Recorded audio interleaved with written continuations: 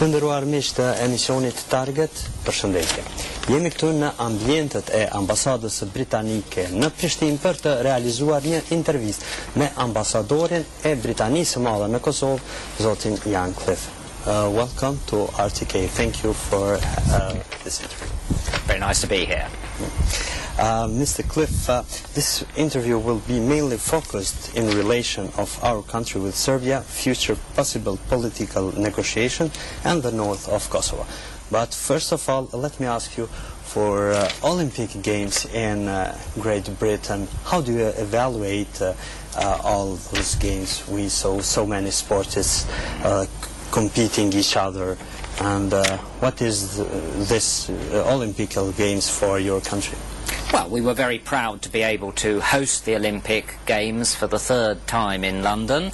I think despite some concerns before the Games that there would be security or organisational problems, it all went off remarkably smoothly. I watched quite a lot of the Games myself on RTK, and I think we as Britain were very pleased that we were able to get 10 more gold medals than we did in Beijing 4 years ago.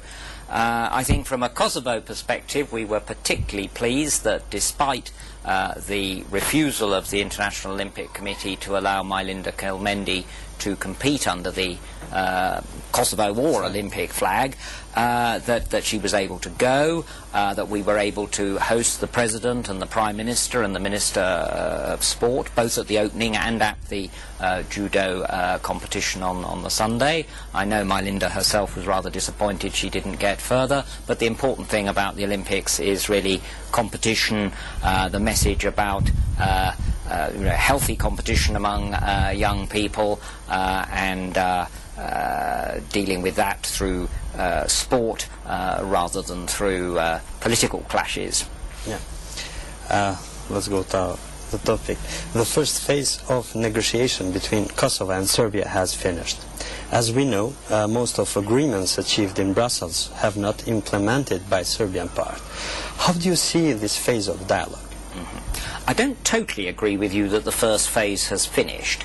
I think that the so-called technical dialogue has to continue because, as the government and the EU have said, we have to see implementation of the existing agreements. I don't think it's quite true to say that none of the agreements have been implemented by Serbia, but certainly there are a number of agreements which have not been fully implemented, and we need Serbia to sign the technical protocol on integrated border management and to see that particularly complicated agreement taken forward. So I think there will be a continuity, new government of course in Serbia, but there will be some continuity with the technical dialogue, moving on still to the outstanding issues of energy and telecommunications.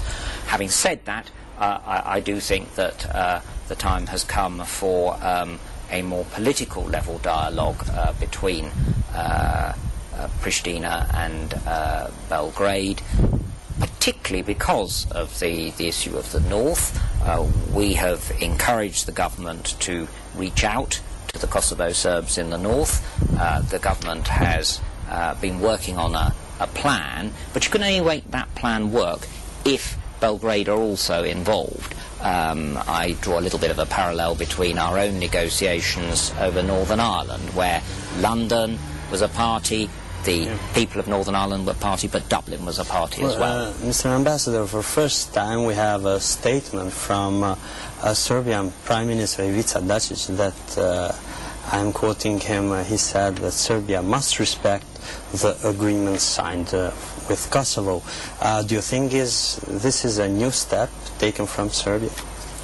I think it's good that the new Serbian government has taken that line. Mr. Dačić was actually in London for the closing ceremony of the Olympics, or at the end of the Olympics, and had meetings with our Foreign Secretary. And we stress this point. There are these existing agreements. Yes, they were made by the previous Serbian government, but it is the responsibility of the new Serbian government to implement. And the fact that he's saying that they must get on and implement, I think, is a positive signal. And Kosovo representatives said that they will not restart other negotiations with Serbia if agreements achieved up to now are not implemented. How can this be solved? What can be your country's contribution and the EU's in this direction? I think it's entirely understandable that people in Pristina should say we must implement what's already been agreed before we move on. I mean, my understanding of that is that we would be in process over something like integrated border management, which is, I mean, to actually set up the integrated borders around the frontiers of Kosovo will take itself some time, but that the process must be underway. That's what I understand by saying already implemented. We want to see Serbia sitting down with Kosovo at regional meetings as well, where this asterisk is used. We actually want to see Kosovo doing some more work on the cadastre agreement as well. So all of that has to start, and then I think we can move on to another phase, and we are certainly encouraging the Kosovo government to do that, and I know that our partners in the EU are doing the same, and of course the EU Special Representative is working on it. You mentioned another phase. Why do you consider that there should be a political dialogue between Kosovo and Serbia? Because I think it has to go hand in hand with the whole process of reaching out to the Kosovo Serbs in the north. My government has made it very clear that if Serbia is to fulfill the condition that has been set by the EU for better, good neighbourly relations with Kosovo, that means that Serbia has to really work with Kosovo on a range of issues, and you know, it is particularly important that Kosovo and Serbia have a more political, a more senior level dialogue. How can you talk about, for example, ending the role of Serbia's security structures in the north if Pristina isn't there to talk about how we avoid a security gap? Also, I think the reality is that some elements in the north will only respond to overtures from Pristina if Belgrade is pushing them to respond positively. They won't do it off their own bat. When should this dialogue start, according to you? Well, I think as soon as possible. I would say the ideal would be we should get on with both the technical dialogue and with this more political dialogue in September, when everyone's back from their holidays. Mr. Ambassador, in your previous statements you have said that in center of negotiation between Kosovo and Serbia should be the north of Kosovo. How do you interpret this approach, which in the first sight look a bit dualistic? Well, I think, let me make it clear, when I've said that, I don't mean there should be a dialogue about the status of the north or Kosovo's territorial integrity. We're quite clear, as far as Britain is concerned, we have an independent Republic of Kosovo within its internationally accepted frontiers, and that means that the north is part of Kosovo. So that's not going to be what it's about. And why there's a need to have talks between Serbia and Kosovo for this issue? Because the reality is that Pristina doesn't control the north, and we've got to change that. We have to have a situation where the majority of people in the north accept that they live in Kosovo. That's not going to be very easy. And the important thing is to start with some of the more straightforward issues, perhaps, not to get on to issues of status.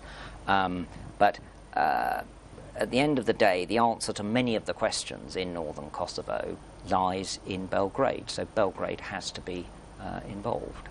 Do you see as a solution if Kosovar authorities goes once again like they did last year, 25th of July, and to spread their authority in the north with the police officers? Or this is not a solution? Well, it clearly wasn't a solution on 25th of July, because what we've ended up with is one Kosovo customs officer at gate 1 and one Kosovo customs officer at gate 31. I think that was an important step because symbolically it showed where the frontiers of Kosovo lie.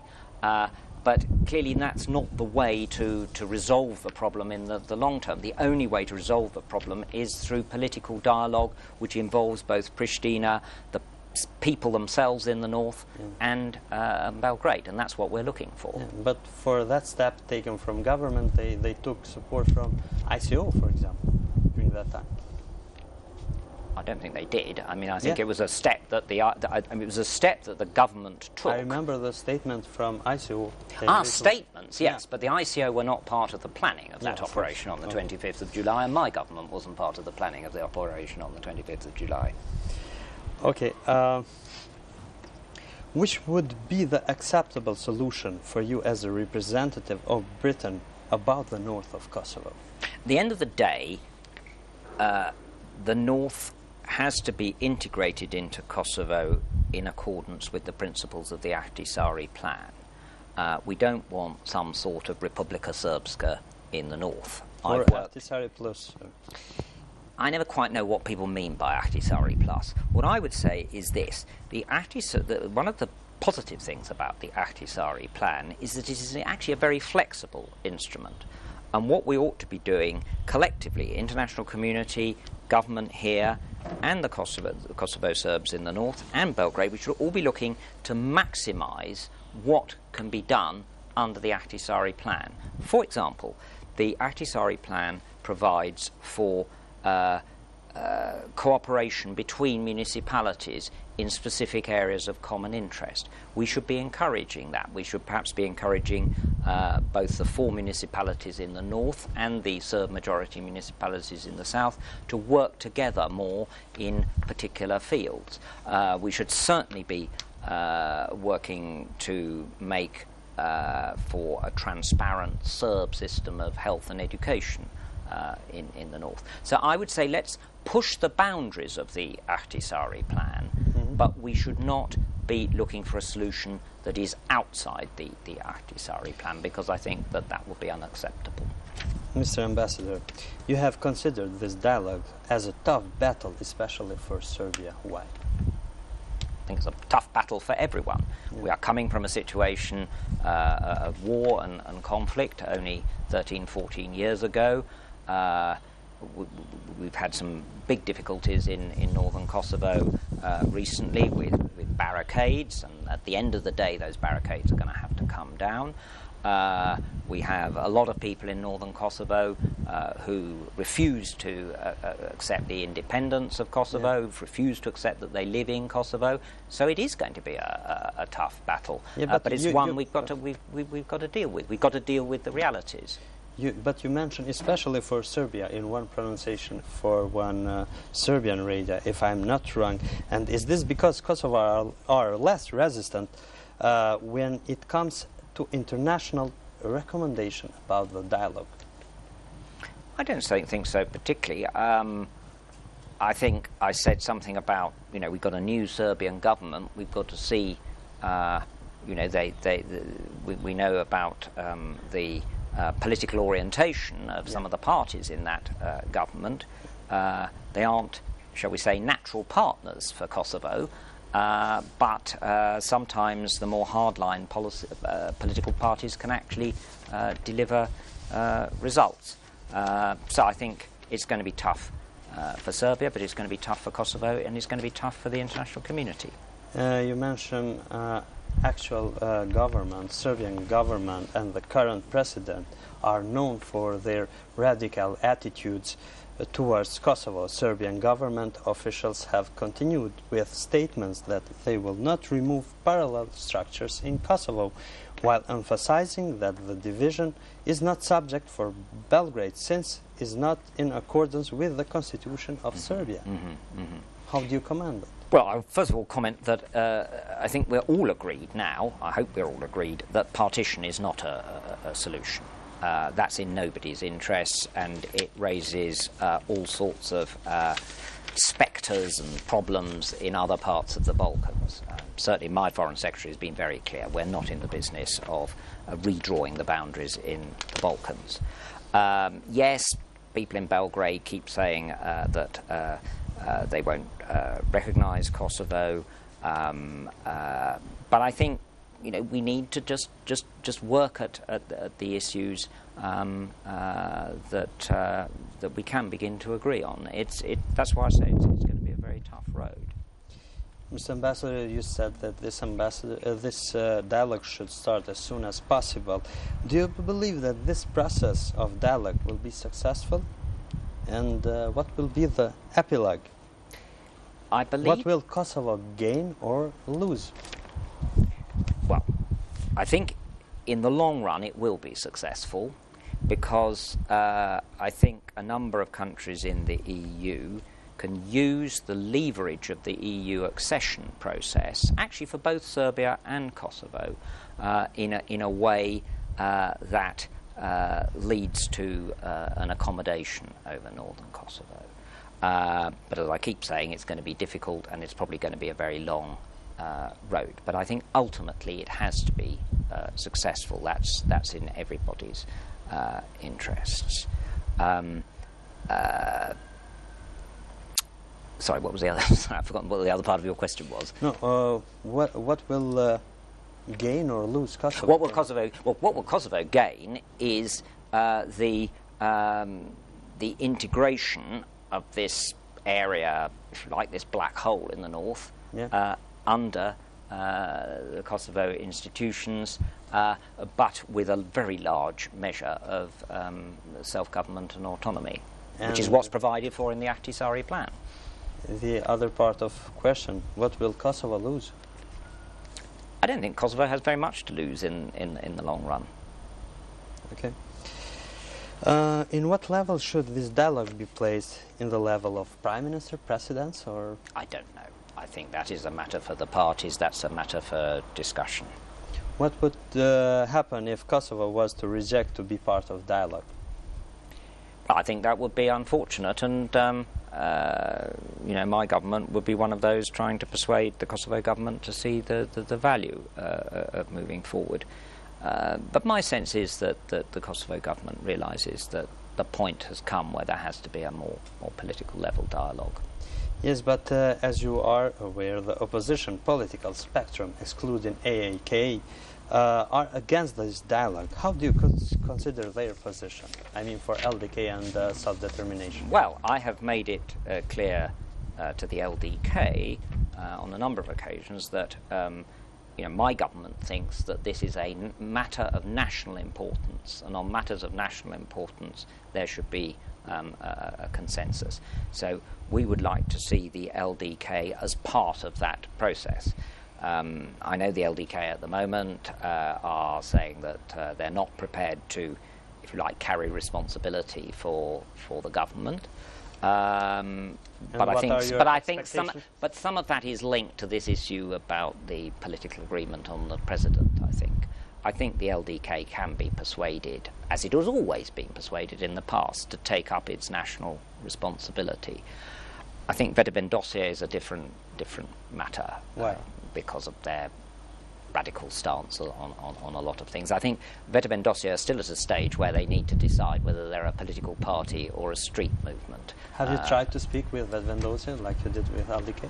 Yes. Not recently about this particular issue.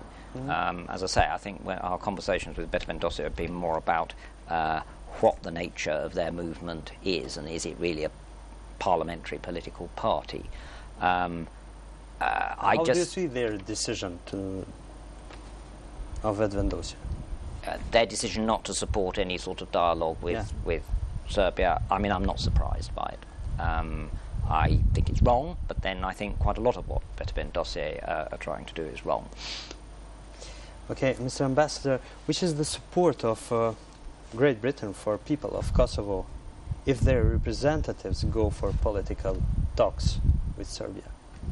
Well, we will certainly support that process. As I said earlier, we will also use the leverage provided by the EU path for both Serbia and Kosovo to try and bring about a situation in which some sensible practical arrangements can be made. Serbia is at a particularly critical point. It needs a date for the start of accession talks. We've made it clear that the requirement for that is good neighbour relations with Kosovo, and that includes dismantling of the Serb security parallel structures in the north. So that will be one element where we can help play a role. And also we will be encouraging Kosovo in terms of whatever the outcome is of the feasibility study to be also on the EU path. I think EU, we have found that in the Balkans the EU process offers a lot of opportunities to move countries forward. It's not a panacea, it's not a and how will you solution, condition Serbia in its EU integration process for this issue? Well, I think we will say to Serbia, you have to have good neighbour relations with Kosovo. We're not asking you to recognise, and part of that good neighbourly relationship is a much more sensible relationship with Kosovo over the north, and in particular the removal of the security parallel structures and a more transparent arrangement for health and education. Yeah, but let me mention also a statement from Chief of the Office of Kosovo in Government of Serbia, Aleksandar Vulin. He said that he does not believe that the removal of Serbian institution in Kosovo will be a condition for EU membership. How do you comment on this? I think he's wrong. Yeah. Okay. And Prime Minister of Serbia, Ivica Dačić, has stated that it is not known when and in what form will the dialogue between Belgrade and Pristina continue. He said that this issue will be discussed in Brussels on 4th September with the top officials of EU. Will this be seen as the date of the beginning of the dialogue? Or? Well, I suspect it won't be the very beginning of the dialogue, particularly, I mean, that is an opportunity to discuss the modalities. I suspect it will take some time after that to actually get the dialogue underway. And as I said earlier, I don't know precisely what level it will be at. I don't know who precisely will be the mediator. There are a lot of issues that need to be sorted out. But equally, I think it's important we get it going as quickly as possible. And do you think that the ruling coalition in Kosovo should be restructured if our institutions enter into negotiations with Serbia? What should be the contribution of opposition parties in Kosovo? Well, I think it's a matter for internal political discussion, whether the government needs to be restructured or not. What I would go back to is what I said earlier. I think it is the national responsibility of the opposition, or at least the mainstream opposition, to work with the government on a national effort on relations with Serbia and on the north. That, of course, means that somehow the governing parties have to have a process of consultation with the opposition. The opposition aren't going to blanket support whatever the government puts forward, but there needs to be a national consensus. And by the way, people in Belgrade are also talking about a national consensus there on Kosovo. And one last question, Mr. Ambassador. Do you consider that in this process should be included Serb representatives of Kosovo institutions? They have expressed their willingness to be part of Kosovo team in talks with. I think that's pretty important. I think perhaps the Kosovo Serbs who are part of the Kosovo institutions have not been integrated into this process sufficiently up to now. I think you have some very good people, both in government, I mean at ministerial level and in the civil service, and their views should certainly be taken into account. And how do you see Serbian people's rights in Kosovo?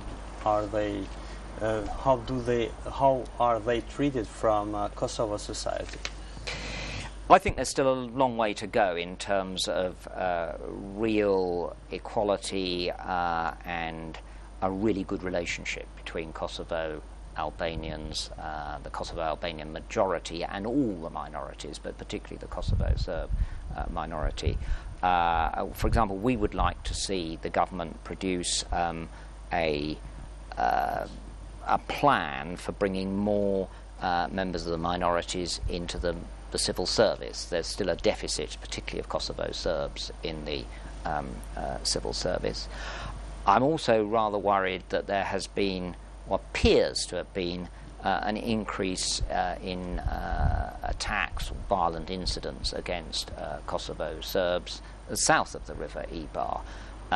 Not every incident in which a Kosovo Serb is involved is necessarily ethnically motivated, but clearly quite a lot of these incidents do stem from ethnic hatred and rivalry. And all I would say is that it's absolutely crucial that the police and the government demonstrate that they are taking these incidents seriously. Otherwise it plays into the hands of extremists in the north who say that Kosovo or the Pristina institutions are not a safe place for ordinary Serbs, and that's a very negative message. Mr. Ambassador, thank you very much for your time. Thank you very much. Thank you. Faleminderit.